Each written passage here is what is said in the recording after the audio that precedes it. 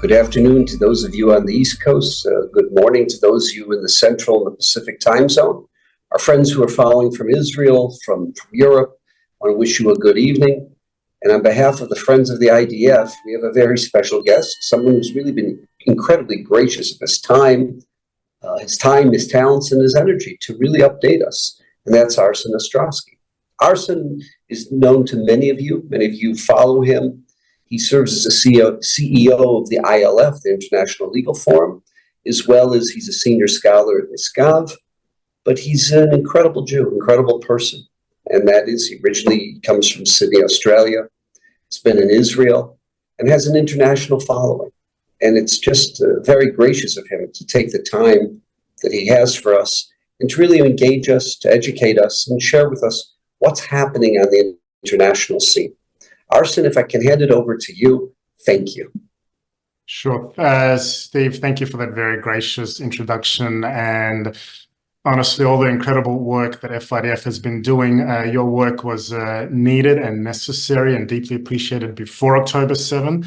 And I think it's events post that date, I think have only underscored the indispensability of FIDF to Israel, to our defense forces, and I think to the Jewish state as a whole. So certainly from our end, there's a deep sense of appreciation for all your ongoing support. But as we've seen in the events, certainly the last few weeks as well, with the developments at the International Court of Justice just the other day, and the National Criminal Court just a few days ago as well, how relevant and how central the effect will be specifically on the IDF, on the way we conduct this war, on Israel's image abroad, and certainly on our soldiers on a day-to-day basis. I have to, if I can, just sort of begin sort of from a holistic sort of overview, macro perspective. You know, look, I've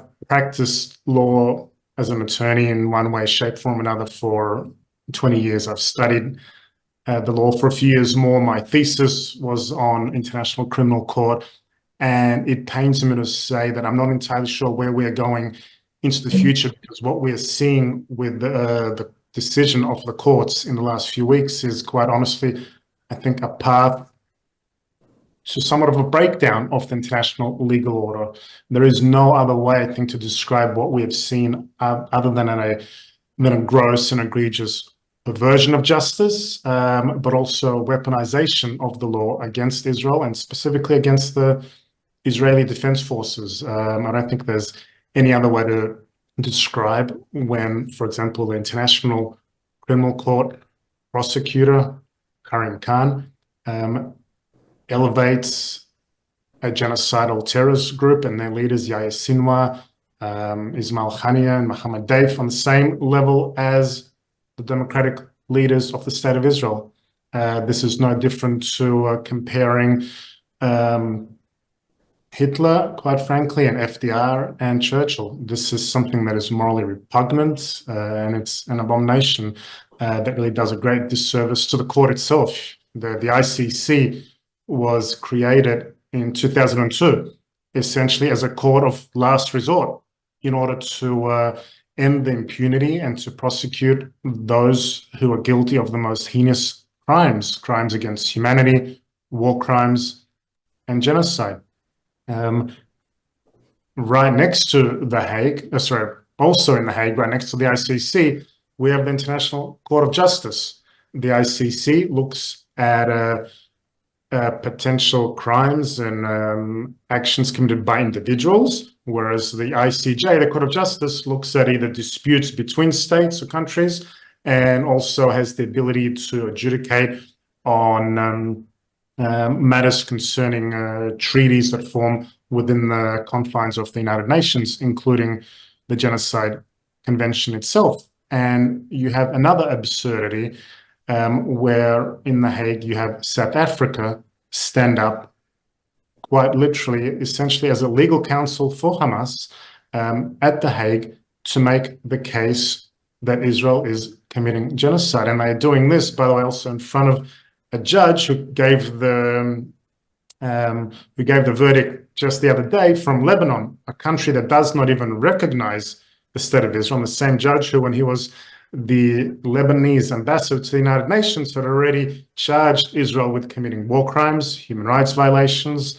and apartheid as well. The ICJ is essentially a organ of the United Nations. It is a political body. The judges are elected by the United Nations. There is no other way, I think, to say that, to observe what we have happened other than, I think it's this inability that we're seeing of these courts that have become, quite frankly, instruments or tools of the Palestinian lawfare campaign against Israel to delegitimize Israel, to paint the State of Israel as a pariah, to accuse the IDF of the most heinous crimes.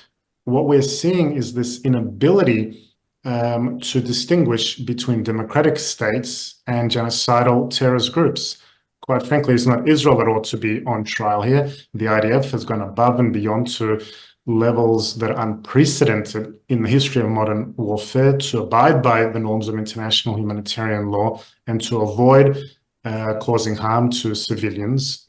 It is Hamas, as we know, that is not only open in their intentions of wanting to commit genocide. Their charter says they seek to commit genocide, and then they acted on those intentions on October 7th, and furthermore said subsequently thereafter that they would do so again and again until Israel is annihilated. But yet here we are, and we have the State of Israel on trial against this crime of genocide that was developed by actually a Polish Jewish jurist, Raphael Lemkin, in the wake of the Holocaust to describe the attempted systematic annihilation of the Jewish people now being weaponized against us in the wake of the single largest massacre of Jews since the Holocaust. That essentially is where we are today. And you have two very different but parallel cases happening now. At the ICJ, it is Israel being accused of genocide. Just the other day, a preliminary verdict was given by the court, which said many things, and a lot of it has also, by the way, been misinterpreted because there was a specific reference to Rafah. South Africa went to the court to demand that two things. One, that Israel halt its offensive in Rafah, and two, to put a halt on the war basically altogether, to demand that Israeli forces withdraw from Gaza. The court ruled only with respect to Rafah, and it said that Israel must halt its Rafah offensive. However, and missing in this discussion was the second part. Essentially, it did not order an unconditional halt, nor in its entirety, but basically said Israel must halt it only insofar as it would otherwise violate Israel's obligations under the Genocide Convention. Now, Israel has at all times, since the very first day of the war that was launched by Hamas, not only, as I said before, abided by its obligations, but gone above and beyond to minimize civilian casualties, to provide safe passage, and to conform with its obligations under international law. And its sister court, essentially, at the ICC, the prosecutor had said that both the Hamas leaders, and absurdly, of course, also that Prime Minister Netanyahu and Defense Minister Gallant were guilty of various war crimes or crimes against humanity. Insofar as the Israeli leaders was concerned, the biggest most surprising charge was that they accused them of intentional starvation of the Palestinian people, which likewise, as we know, is an absurdity in its own right, because we know that over 500,000 tons of food and aid have been provided. I think it's something like 30,000 plus trucks, several hundred trucks per day continue to go in there. Insofar as there are, of course, any any restrictions on aid coming in. We've seen that only in the last couple of weeks, of course, as Hamas terrorists have continued to fire and rain down rockets on Kerem Shalom crossing, which is one of the primary crossings from Israel that provides humanitarian aid. We can get into a lot more details specifically about the court itself, including how it operates, including principles of complementarity. But I think one point here, especially, that it's necessary to underscore that this is not only a threat to the state of Israel. When international courts and the very international order is politicized, when the rule of law is put behind political considerations, it is a risk not only to the state of Israel, but is a risk to the United States, to American troops, and quite frankly, to every democracy that is fighting terror. Because when you have courts putting as a priority political considerations over the rule of law, making spurious, unfounded charges and allegations, as we've seen against Israeli soldiers, that is a threat to every democracy that is fighting terror, and that includes the United States. Arsen, the bill, and you've described this as lawfare. This is the weaponization of law. It's an abomination to law. Look, we know the statistics in the history of asymmetric warfare, where the enemy dresses in civilian clothing, works out of UNRWA schools, works out of Red Crescent ambulances, works out of kindergartens, mosques, etc. In urban war, the average has been 9 civilians have died for every 1 combatant. And we know over the course of the Hamas battles, in 2012, it was 2 to 1. That's using Hamas's numbers, which we know are inflated, which we know are false. We know they're lies. But if you work with their numbers, it's 2 to 1. In 2014, it was 1 to 1, the 70 days of Sukkot time. In 2021, it was 0.7 to 1. And in the numbers now, which the United Nations have downgraded the lies that Hamas has said, if you work with the UN numbers, we're probably looking at 0.8 civilians for every 1 combatant. That's off the bell curve. Never, ever before in history has anyone ever come close to these numbers. In other words, we hear this from the American generals, we hear this from the British generals. A number of the British generals and colonels who fought in Iraq and Afghanistan were taken into Gaza City, taken into Khan Yunis, and they came out of there. Besides describing the incredible success and the incredible talent of the IDF, let me ask you, do you know the numbers for US forces in Iraq and Afghanistan? The average was 9 to 1, but I understand in urban warfare, I understand though that Fallujah was 23 to 1. And I understand there were certain battles that you even had numbers of 30 to 1. I'm talking about urban battles. Yeah, in some battles, yeah, you're absolutely right. Overall, it was roughly between 3 to 5 to 1. So even still, as you say here, even if you take the UN's numbers, which halved, you essentially have something like 0.8 to 1, which is extraordinary. But that doesn't even begin to tell you the full story, because we can't look at the numbers in a vacuum. For Israel, every civilian death is a tragedy. For Hamas, every civilian death is a strategy. Therein lies the difference between us. And we know the extent to which the IDF forces have gone in order to minimize casualties. We have given millions of leaflets, telephone calls.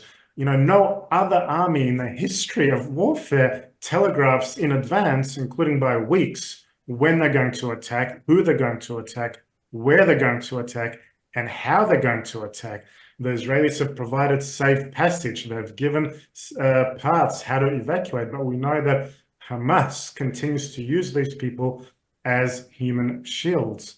So, if the numbers on their own are really extraordinary, but when you look at them in the context of the overall picture of the way that Hamas treats civilians and the extent to which Israel goes to safeguard and protect Palestinian civilians, and does so at risk to our own soldiers, it's really something quite extraordinary that has not been seen in the history of certainly modern warfare. I had the blessing of going with Brigadier General Benzi Gruber when he's invited to address the graduating cadets at West Point. Each spring, he addresses the graduating cadets in Colorado Springs of the Air Force. And just, to see the Q&A, to see him engage with them, and then the standing ovation they give them, where he's brought in to talk about the whole notion of the Israeli ethics of war, the Israeli ethical code that every commander instills in their soldiers. It's just such an abomination that we're seeing. The first question that we want to ask you is, we've been told that since Israel's not a party to the Rome Convention, the ICC has no jurisdiction over any country that is not a party of that convention or that does not subscribe to the ICC. If that's the case, and I know the United States of America, Israel, others are not a member, what right do they have to even engage in this if they have no jurisdiction? In theory, in principle, they have no right.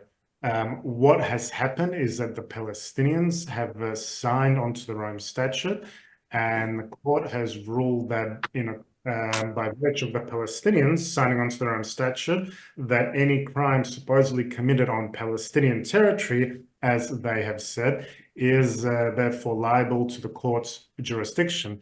Now, there are many absurdities in this particular consideration, not least of which is that the Palestinians do not fit any kind of definition of a state. They do not have that granted to them from the United Nations, which only the Security Council can do. They do not meet any legal qualifications for statehood, but nonetheless, the ICC in 2021 had said that the Palestinians are a state in consideration of their ability to sign onto their own statute, and therefore the court has jurisdiction over anything that happens on, I quote, Palestinian territory. Now, that's number one. You have the jurisdictional issue, which ought to have put a full stop on this even getting any further. But then you have also what is called in international law the principle of complementarity.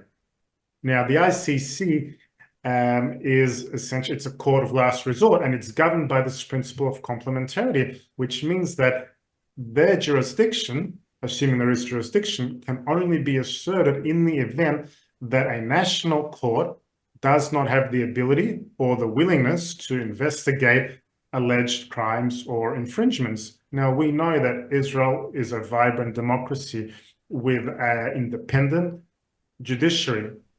Not only has it investigated Israelis, it has pronounced Israelis guilty of certain violations, including former presidents as well. So the Supreme Court in Israel does not shy away from this. At the moment as well, there are some 50+ investigations that are ongoing.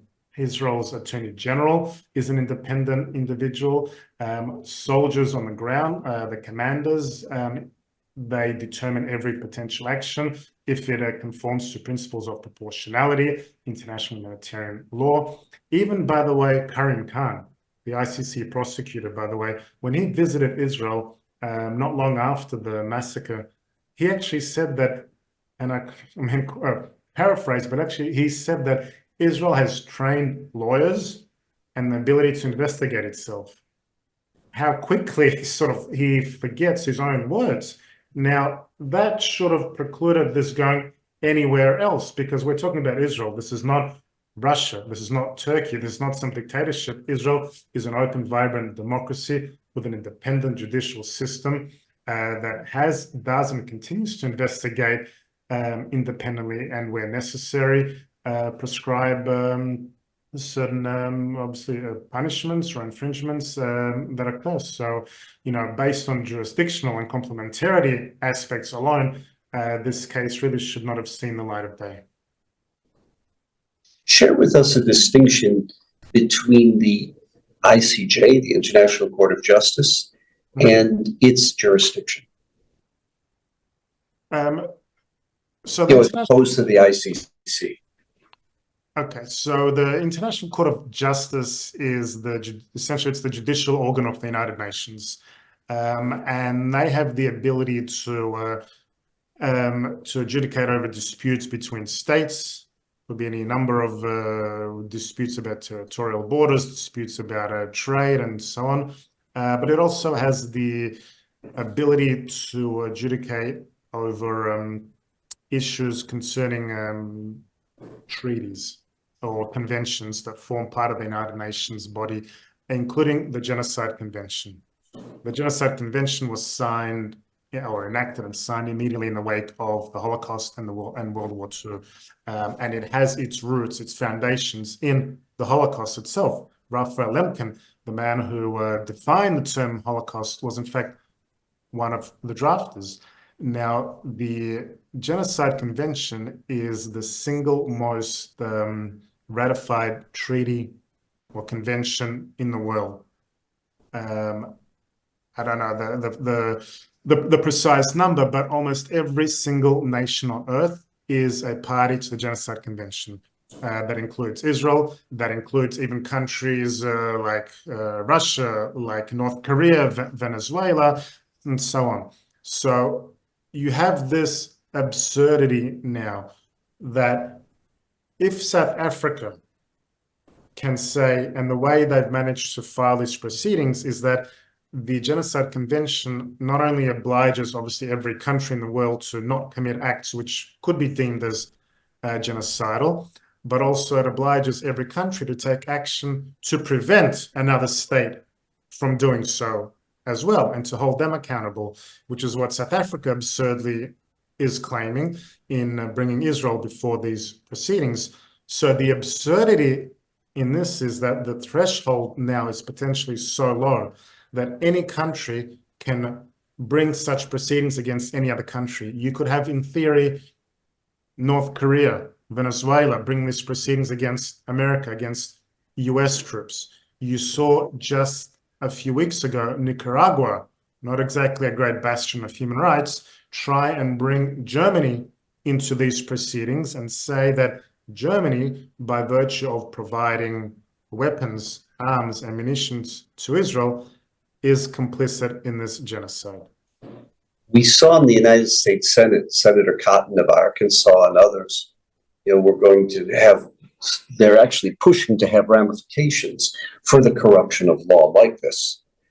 I don't know what kind of teeth that will have. If you want to comment on that, that if the court, continues to act in this abominable way, the question is, can there be ramifications for the court for violating its own morality? Look, there certainly can be. I mean, look, the United States is, on the one hand, somewhat limited in what they can do because the US also is not a treaty. And by the way, both the United States and Israel are not parties to their own statute precisely because 20 odd years ago, they understood the dangers of a court such as this when it becomes politicized and the threat it can create to democracies and sovereign nations like the US and Israel. However, the US, in this particular case, I think also understands the threat it has to US troops abroad. If rogue countries or prosecutors who become politicized take actions against the US troops as well. So I think actions like what Cotton is doing, like others do, in fact, have teeth. We saw that, for example, under the previous prosecutor, Bensouda, who is Karim Khan's predecessor, sanctions were applied to her by the Trump administration when they sought to pursue US over American troop actions in Afghanistan, for example. So there are a number of actions that can be taken, including sanctions against the prosecutor, against senior court officials in terms of preventing their ability to travel to the United States, which obviously would be, cause enormous hardship in their ability to carry out their duties. It can also include potential sanctioning of ICC bank assets as well. And of course, the US can pressure other allies and democracies, especially in Europe, which are the primary funders of the court, the UK, Japan, for example, by the way, as well, Germany and others, to withhold their funds. Where do you see this going?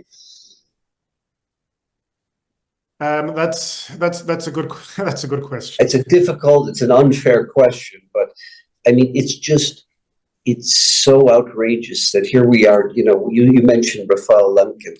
Here he's a survivor from Lemberg, which today is referred to as Lviv. Most of his family was obliterated, was annihilated, and here he is. He created he created this area of law to ultimately to prevent this from happening, to protect innocent civilians. And instead of this being focused on Iran, instead of this being focused on some of the most evil actors in history, here they've taken this term, they've manipulated it, they've turned it on the most ethical army on earth, the most ethical country on earth.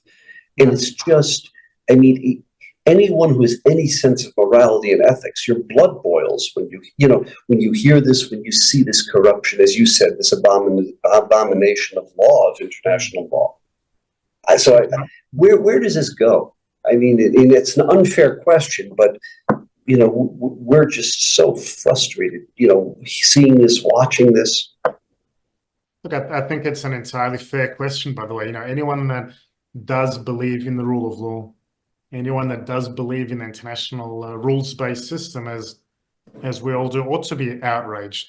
The ICC, for example, was created as a court of last resort in order to end impunity for the world's worst persecutors of war crimes, genocide, crimes against humanity. It was never envisaged for these sort of Orwellian circumstances where Israeli leaders of a democratic state, would be charged with these crimes for the mere act of defending its citizens from the worst massacre committed since the Holocaust. And when we still have hostages in Gaza that are being held captive, and when they talk about, for example, Rafah, let's not forget that only today a dozen plus rockets were fired from Rafah into Israel, including myself, to go to shelter as well. So what we are seeing is an absolute abomination, and to place leaders of a genocidal terrorist group and the leaders of a democratic state of Israel even on the same path, on the same par, is, quite frankly,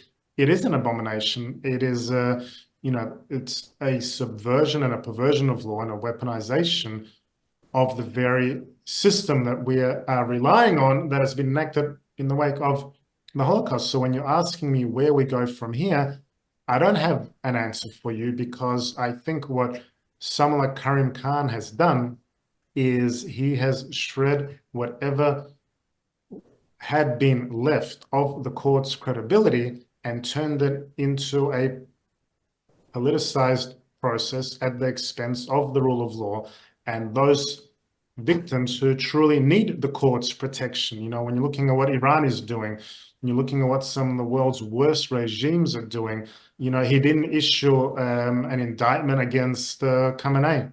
He didn't issue an indictment against Bashar al-Assad of Syria, or the Chinese over what's happening with the Uyghur community, but chose to request or to seek an indictment against leaders of the state of Israel. So, this doesn't bode well for the future, and perhaps there's time to rethink the court's operation if it's going to prioritize political considerations above legal precedent. If you could go back to the Trump administration, they actually imposed sanctions. They responded and they acted. Yeah. What do you see being proper measures for this corruption of law?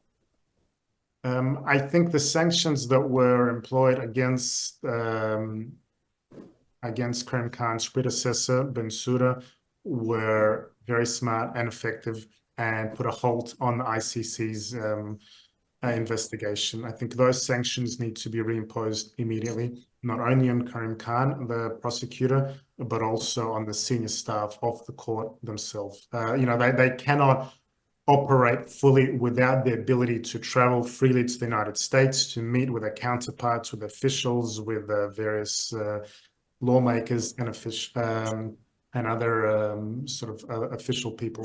So I think those sanctions need to be introduced and ramped up. There's possibility of possibly sanctioning assets of the court as well to hamper their financial operation. And I think, as I said before, the US needs to also look at your allies in Europe, which are the primary funders of the court, But I'll add one more thing. The Palestinian Authority need to be made aware that they cannot continue this process of lawfare, of going to every international court, of hijacking every multilateral organization and pursuing this strategy of lawfare, turning every court, every international body into a politicized tool in order to attack and vilify and delegitimize Israel and the IDF, and to continue doing so without ramifications, without consequences. So I think they need to understand that that comes with a price as well.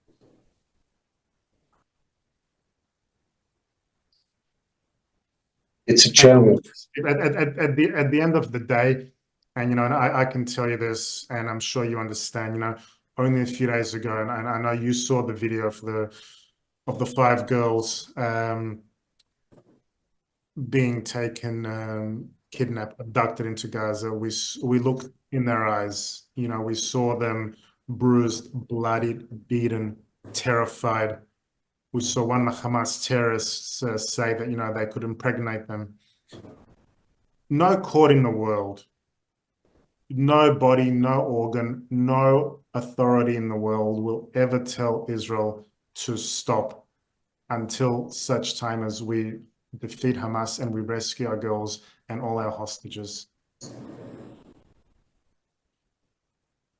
Thank you.